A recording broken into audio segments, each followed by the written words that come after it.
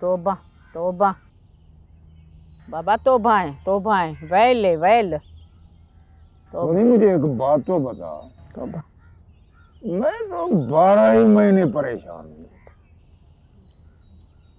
मैं पैदा हुआ पहली परेशानी मेरी माँ को हुई, फिर तुमसे शादी की वो परेशानी अलग, छोरे को परणाया मलूक को तीसरी परेशानी।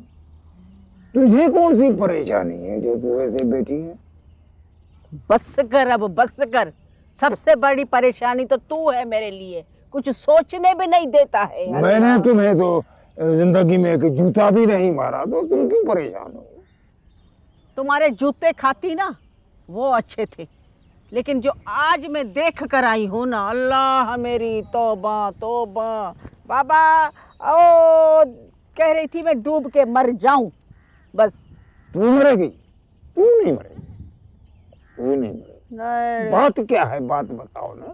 अरे वो बड़े सरकार, वो जो वो दूसरी मंडप को नहीं गहल के आए हैं बाहर से। हाँ। तौबा तौबा तौबा। भागे क्या? अरे भागी वागी नहीं है वो, कहाँ भागेगी, इन सबको भगाएगी सबको। बड़ी चालाक छोरी है, बड़ी चालाक छोरी है। क्या उधर से आई है वो, तो कहती है कि ये सब कुछ मेरा है, ये सब कुछ मेरे ही तौर तरीके से चलना चाहिए। अरे उनकी बादशाहत ख़त्म करेगी, हवेली के तौर तरीके बिल्कुल ख़त्म।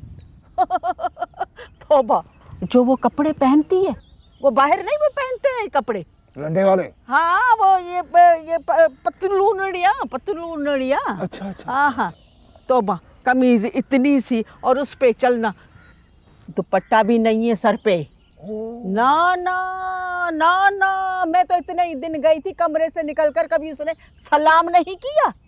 आज निकली बम्बूरी की तरह फिरती हुई आ रही थी। हाँ, मैंने कहा ये है। अंकल क्या कह रहे थे? तुम्हारा पूछ रहे थे। तुम उनको कहती कि कुछ दिन के लिए यहाँ आ जाए, उनका एटमॉस्फेयर चेंज हो जाता। वो खुद ही कह रहे थे कि तुम लोग यहाँ आ जाओ। तो फिर मैंने क्या कहना है, आई कैन नॉट डिसाइड, और मुझे कुछ समझ नहीं आ रहा। हम एक काम करते हैं, हम रात को डिनर पे चलते हैं ना, वहीं डिस्कस करते हैं। इजाज, मुझे यहाँ शदीद बोरियत हो रही है। ओह, सो मसला ये है, पता है तुम एडजस्ट करना नहीं चाह रही।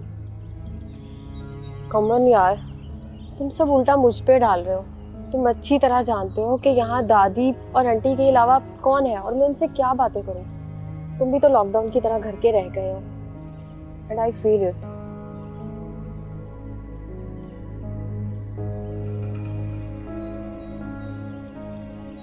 सुमेरा, हम एक काम करते हैं, अब हम वीक में 1-2 बार लंच या डिनर पे चल लिया करें। उससे ये होगा कि हमें एक दूसरे के साथ टाइम स्पेंड करने का मौका भी मिल जाएगा और हमारी इंपॉर्टेंट डिस्कशंस भी हो जाएगा। इजाज, ये सिर्फ आर्ग्यूमेंट्स है, और शायद मैं यहाँ कंफर्टेबल फील ना करूँ। अच्छा चलो, मुझे कुछ टाइम दो, मेरे पास एक तो रास्ते और भी है, मैं उस बारे में सोचता हूँ। मुझे बताओ तुमने क्या सोचा। अब इतनी जल्दी भी क्या है, रात को चल रहे हैं ना डिनर पे, वहीं डिस्कस कर लेंगे। ठीक है।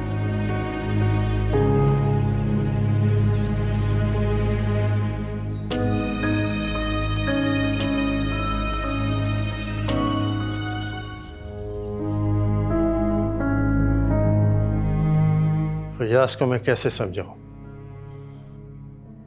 वो भी जिद के घोड़े पर सवार हो गया, कल जा रहा वो अपने वजीर दोस्त से मिलने के लिए। मैं कह रही हूँ उसे मत रोके टोके। आपको पता तो है मिजाज में कितना अकड़पन आ गया है। शमा वो इस उम्र में भी टीनेजर की तरह रद्द अमल दिखा रहा है। मैं लड़कियों के स्कूल के मुखालिफ नहीं हूँ, लेकिन मैं अपने बड़ों की दी हुई बख्शिश को कैसे वापस कर दूं? मैं उसे प्लाट खरीद कर दूंगा, लेकिन मैं ये समझता हूं या मुझे लगता है कि लड़कियों के लिए स्कूल की जमीन गांव के करीब या बिल्कुल गांव के नजदीक होनी चाहिए। जिस तरह से आबादी और घर बढ़ रहे हैं, कुछ ही अरसे में गांव की जमीन उसके पास आ जाएगी। इसका मतलब ये हुआ कि तुम भी उसकी वकालत कर रही हो? इसमें वकालत की क्या बात है? तो फिर क्या है? मैं कह रही हूँ फिलहाल उसे मत रोकें, काम करने दें। जब प्लॉट या जगह की बात आएगी तो बात कर लेंगे। जब उसके जहन में यही जगह कील की तरह अटकी हुई है तो कहां हमारी बात सुनेगा? मैं उसे समझाऊंगी। क्षमा, मैं तुमको बता रहा हूं, मैं बाप हूं उसका। अगर वो जिद कर रहा तो इसके पीछे कोई ना कोई वजह जरूर है। अरे क्या हो गया बेटा? माँ कहाँ आ गई आप? आराम करती? अरे बेटा, जिंदगी के थोड़े से दिन रह गए, सोचा चल फिर सकती हूँ तो तुम लोग के साथ ही रहूं। अरे वो मेरी आंखों के तारे कहाँ हैं? अम्मा वो अपने कमरों में है। है क्यों शाम में नीचे नहीं उतरे चाय के लिए? अरे भाई, मैं तो अपने वक्तों में एक चीज़ ज़रूर बनाती थी, शाम में इंतज़ाम करती थी ताकि दिन में एक वक्त पूरा कुनबा साथ तो बैठे खाए। ठीक कह रही है माँ। मगर ये बख्श निहायत ही टेढ़ा अपने दोस्तों यारों के साथ भाग जाता था। मैं हफ्ते में 2-3 दिन आपके पास बैठता था माँ।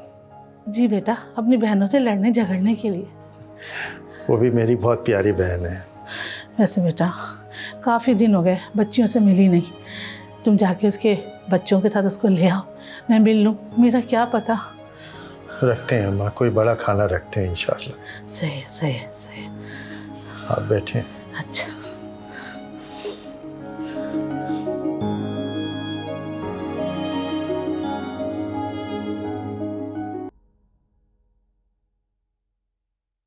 मम्मा कैसी हैं आप? जी मैं ठीक हूँ। नहीं ऐसी बात नहीं है, असल में लोगों का इतना आना जाना है कि फुर्सत ही नहीं मिलती कि आपको कब कॉल करूं। इजाज के रिलेटिव्स मुसलसल आ रहे हैं। Yes mama, I am fine and please easy. I call you later and take care.